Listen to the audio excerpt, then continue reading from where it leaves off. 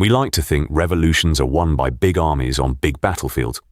But a big part of the American Revolution was won quietly, by a few nervous people and a laundry line. A farmer, a merchant, a boatman, and maybe a woman whose name nobody bothered to write down all smuggled secrets right under the nose of the most powerful empire on earth. Their tools were invisible ink, a code made of numbers, signals hidden in plain sight, and a truly heroic amount of nerve. Now, you might find it a bit funny that a British voice is telling this story, given how it ends for Britain. But honestly, when the underdogs are this clever, even we have to tip our hats. Somehow, this little group became one of the most successful spy rings of the entire war. And it all started because one terrified farmer chose to say yes. Here is how it happened. The year is 1778, and the American Revolution is going, to put it kindly, not great. The British Army has grabbed New York City, the biggest, busiest port in the colonies, and they are getting comfortable, the kind of comfortable where you unpack the good china. For General George Washington, this is a nightmare. New York is where the British plan their every move, and Washington cannot see a thing inside it. He is basically fighting with a blindfold on. And an army that cannot see its enemy is an army that loses. So Washington makes a quiet decision that will change the entire war. He builds something America has never really had before, a real and organized spy network. To run it, Washington picks a young officer named Benjamin Tallmadge. Tallmadge is sharp, careful, and he happens to have grown up on Long Island, which is exactly where the British are now parked. He knows the land, and he knows the people.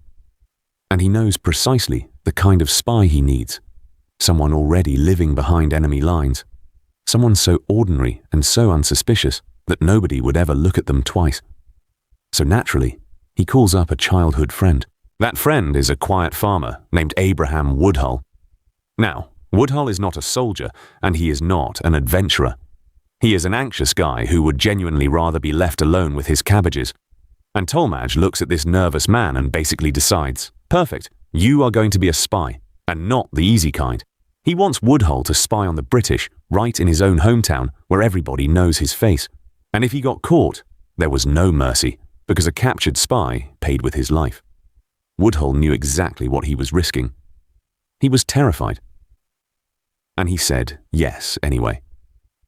That one brave choice, made by one ordinary nervous man, is the seed of this entire story. His first move is simple. He never uses his real name. In his secret letters, Woodhull becomes a man named Samuel Culper Sr., which is why the whole operation gets called the Culper Spy Ring. He takes trips into occupied New York and quietly counts things, the ships, the soldiers, and the cannons, memorizing it all like the world's most stressed-out tourist. Soon he recruits other people to help watch the city full-time. But gathering the secrets, it turns out, is the easy part. The hard part is getting them all the way to Washington, miles away, without the most powerful army on Earth noticing and wondering what that farmer is up to. So the ring builds a relay, which is basically the world's most dangerous game of telephone. A secret starts in New York City, and it gets carried out to the coast of Long Island. There, a fearless boatman named Caleb Brewster rows a little whaleboat across the open water of Long Island Sound, in the dark, slipping right past British patrol ships like it is no big deal. On the far side, Tallmadge grabs the message and races it to Washington. Every single link in that chain is a real person risking their life, and if even one of them slips up, the whole thing falls apart. Now, here is a problem. How do you write a secret your enemy cannot read, even if they grab the letter right out of your hands? The answer is simple. You write it in invisible ink. A doctor named James J., the brother of one of the founders, cooked up a special liquid just for them. A spy could tuck a hidden message in the blank space between the lines of the most boring letter imaginable, and the ink would dry totally invisible. Only someone with the matching liquid could brush it on and make the secret words reappear, like magic. So a dull little note about the price of cattle could secretly be hiding the size of the entire British army. It was wonderfully sneaky, but the ring's most famous trick might also be its simplest. As the story goes, a woman named Anna Strong sent secret messages using, of all things, her laundry. A black petticoat on the clothesline meant the boatman, Brewster, had arrived. The number of handkerchiefs next to it told the ring which hidden cove he was waiting in. To any soldier strolling past, it was just somebody's washing drying in the sun, which was honestly genius. Now, to be totally honest, no surviving letter actually proves the clothesline trick ever happened, so historians treat it as a legend.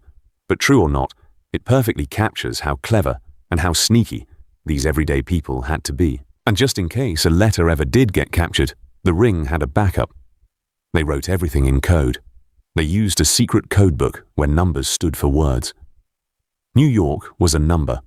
Even Washington himself was a number, and his number was 711. Whole sentences turned into long strings of digits. So to an enemy, a captured Culper letter looked like complete gibberish, just a random pile of numbers. But to the ring, it read like a perfectly clear report. Good luck cracking that without the book. The most mysterious member of all ran the New York end of the operation. His name was Robert Townsend, and his code name was Samuel Culper Jr. By day, he was a quiet merchant and a newspaper writer, which was honestly the perfect cover.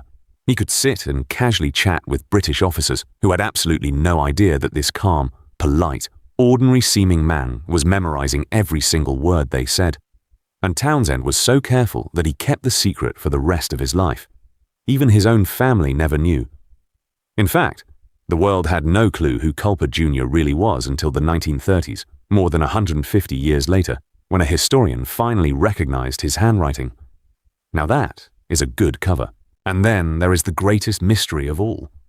In one coded letter, the ring mentions a lady, written simply as the number 355, who could, in Woodhull's own words, outwit them all. And that single line is almost everything we have about her. Over the years, people have spun it into the legend of a daring secret agent known only as Agent 355. But the honest truth is that we do not know who she was, or even exactly what she did. And maybe that is the whole point. Some of the people who helped win this freedom worked so quietly that history never even caught their names. So what did all this sneaking around actually accomplish?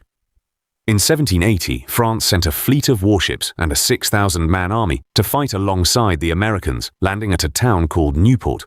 It was a huge moment for the young country. But then word reached Washington, with the Culper Ring among his eyes and ears, that the British were about to launch a surprise attack and wreck those ships before they could even unpack. Washington could not get to Newport in time to defend it, so he did the next best thing, and he cheated. He let a set of fake battle plans for a giant American attack on New York City, conveniently fall right into British hands, and the British totally bought it.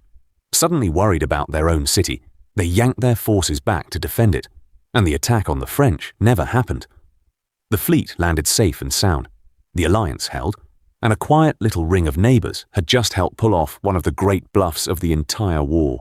Here is the part that says the most about who these people were.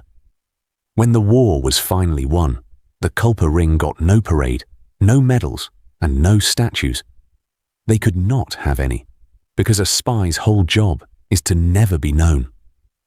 Washington guarded their identities so carefully that most of them went to their graves with no public credit at all. They had risked their lives, spied in their own hometowns, and asked for absolutely nothing in return. That is not the loud kind of courage. It is the quiet kind. The kind that never asks for credit, and is the easiest of all to overlook. So let us trace that chain one last time. A general, fighting blind, chooses to build a secret network. A frightened farmer chooses to say yes. And a whole chain of ordinary neighbors, a fearless boatman, a hidden merchant, and maybe a woman whose name was never written down, all choose to risk everything to carry the truth. That truth helped Washington outsmart a much stronger enemy and protect the alliance that helped win the war. And the Culper Ring even became something bigger, because it helped pioneer the whole craft of American intelligence, a tradition that still tips its hat to these unlikely heroes today. In the end, it all came down to one nervous farmer, one brave choice, and one chain reaction that helped a brand new nation survive. So if this story gave you a little pride in the quiet people who helped build this country, do them a favor and hit like and subscribe.